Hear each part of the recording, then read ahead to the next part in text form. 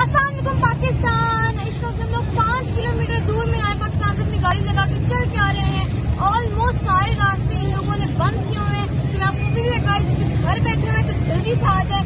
और आप लोगों को पता है कि इन्होंने बहुत दूर दूर तक जो रास्ते वो बंद किए हुए हैं, तो अगर आपको 2-3 किलोमीटर दूर भी पार्किंग मिल जाती है तो प्लीज वहीं अपनी गाड़ी पार्क करके आ जाए, क्योंकि यहाँ करीब आपको कहीं पार्किंग नहीं मिलने वाली।